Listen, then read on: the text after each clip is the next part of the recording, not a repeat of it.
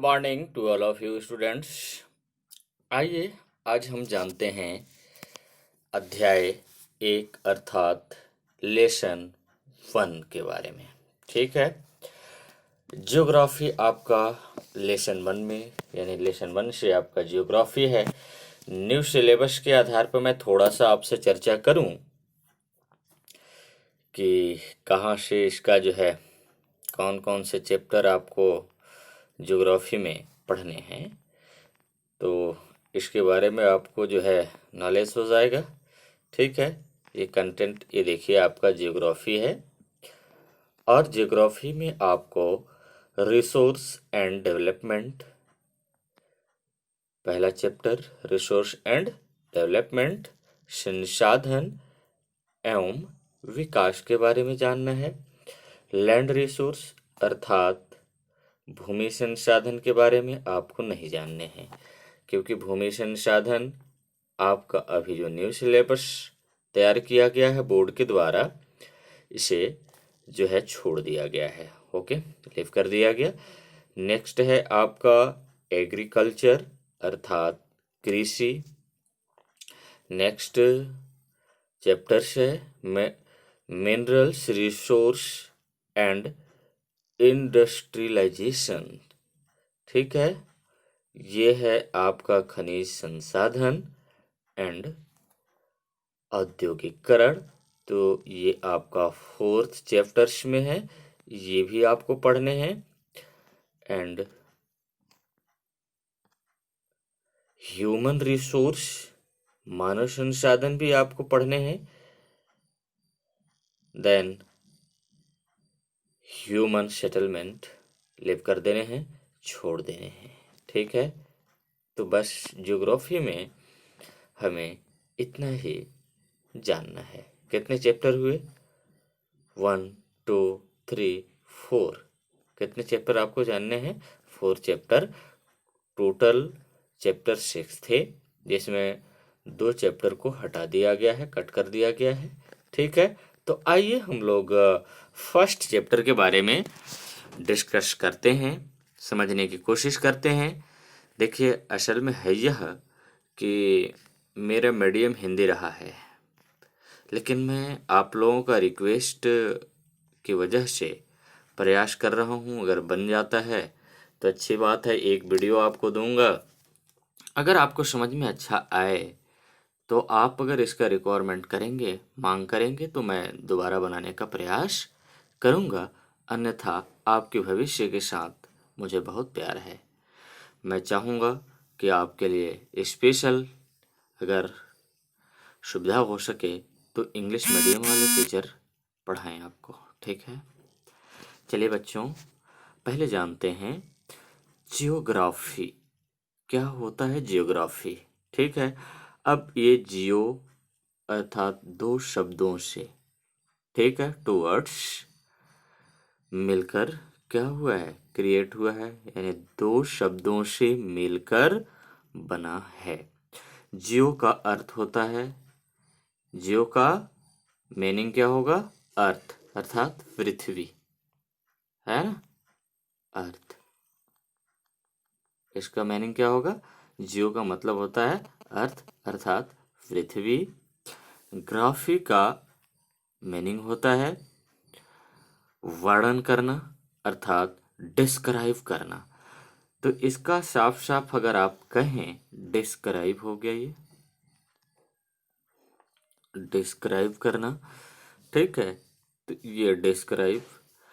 अब बात यह है, हिंदी में अगर कहा जाए तो जियो प्लस ग्राफी अर्थात जियो प्लस ग्राफी का हिंदी रूपांतरण होगा। जियो माने पृथ्वी, ग्राफी माने वर्णन करना, अर्थात जो अर्थ का संपूर्ण आल डिस्क्राइब करे, यानी जो संपूर्ण आल वर्णन करे, उसे हम क्या कहते हैं?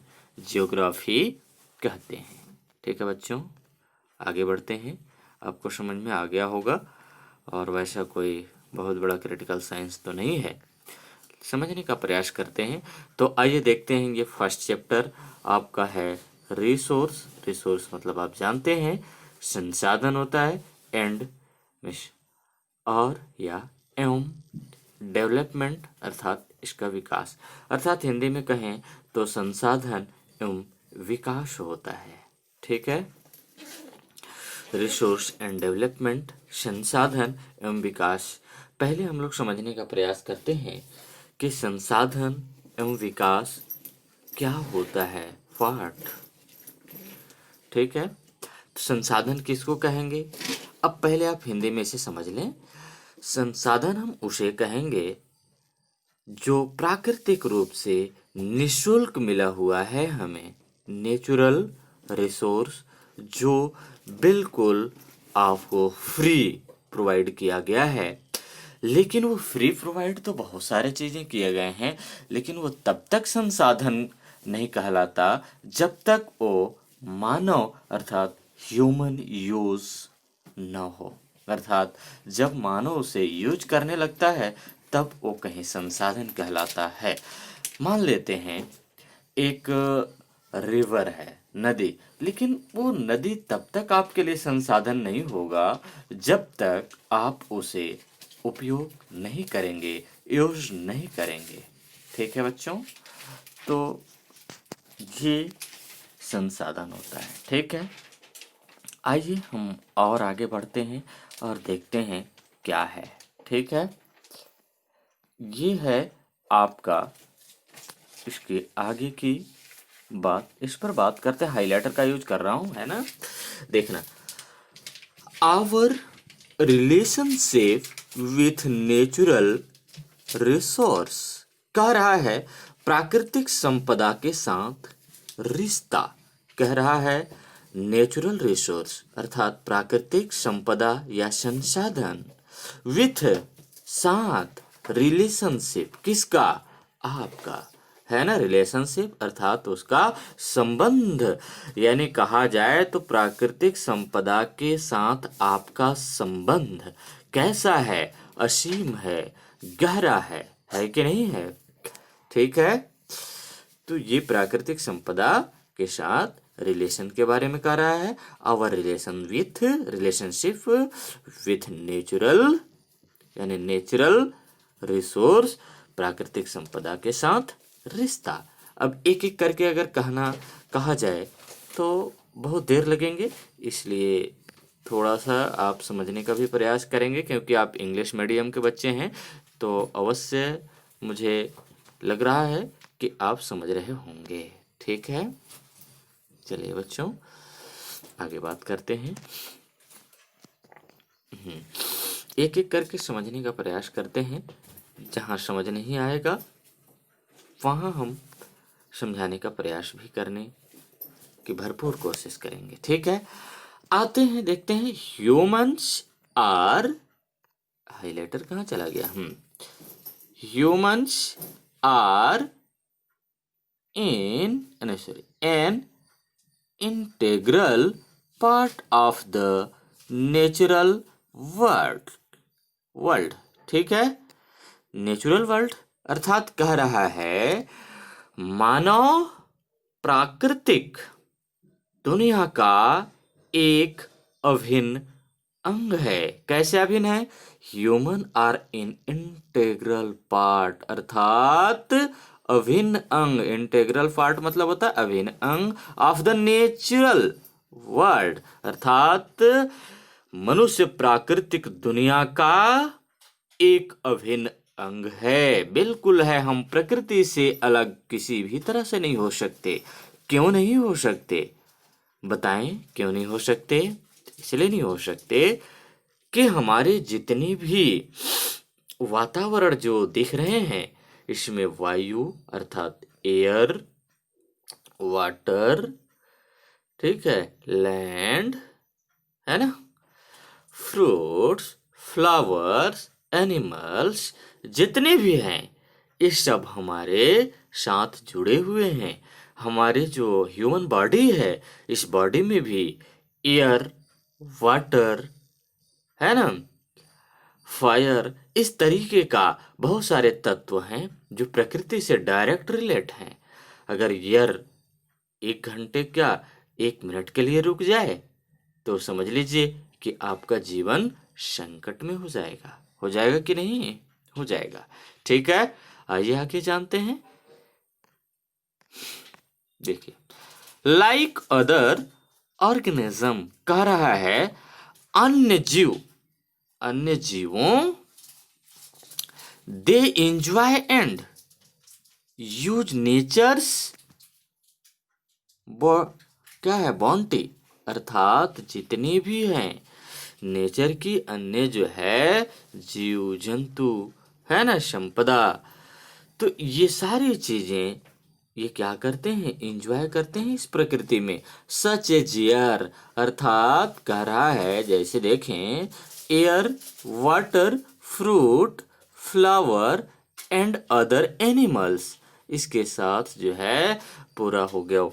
एयर अर्थात वायु, वाटर जल अर्थात पानी भी कह सकते हैं इसे, फ्रूट फल, फ्लावर्स अर्थात फूल एंड अदर एनिमल्स अर्थात अन्य जीव, इसे। ठीक है, का क्या किया जाता है? उपयोग किया जाता है। ठीक है,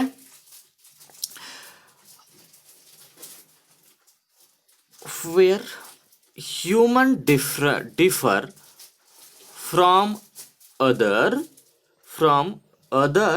organism because they consciously change nature to suit their needs।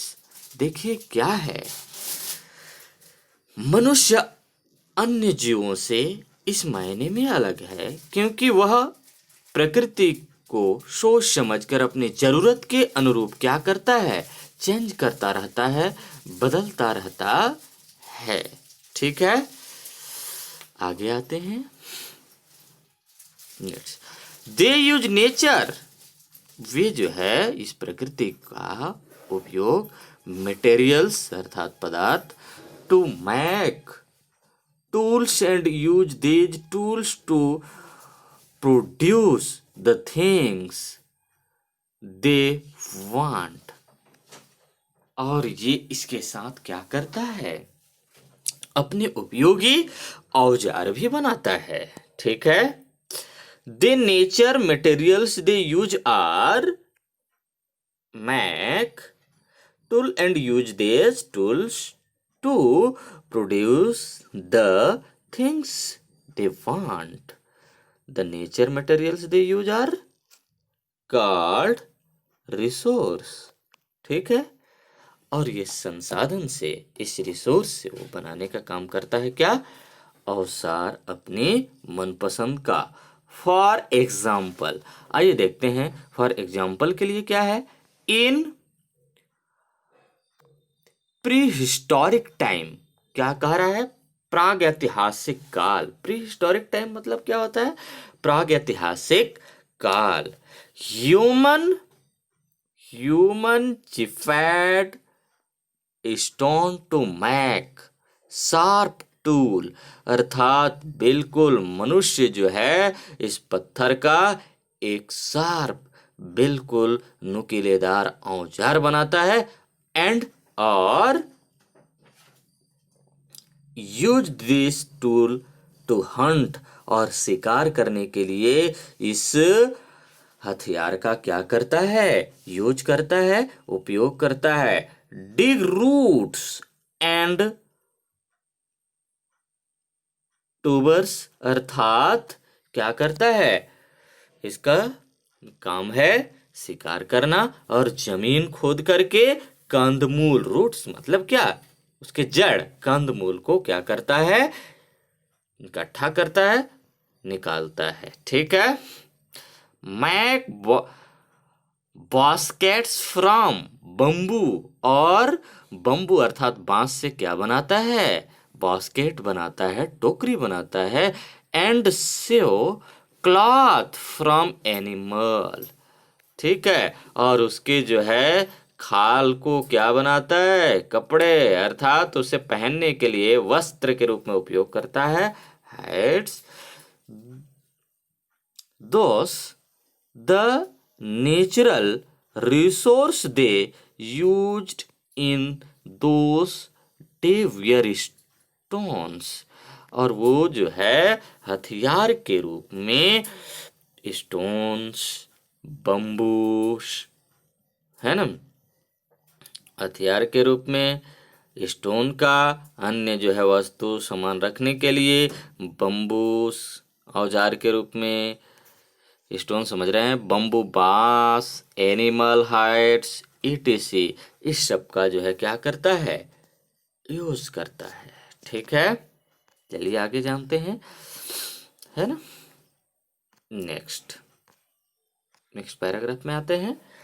अगला बात है human explained the range of their productive activities over the years. कह रहा है कि समय के साथ मनुष्य जो है क्या करता है, समय के साथ मनुष्य के उत्पादन कार्य का दायरा क्या होता जाता है, बढ़ता जाता है। ठीक है, प्रोडक्टिव अर्थात उत्पादन कार्य, एक्टिविटी क्या होता जाता है, बढ़ता जाता है।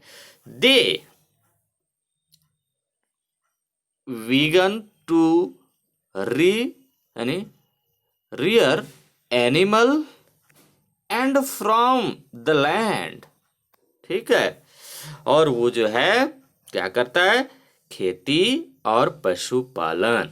ठीक है, animals and from the land, खेती का कार्य भी करता है, करने लगता है, पशुपालन भी करने लगता है। व्हील ईयरला क्या है, ईयरलियर दे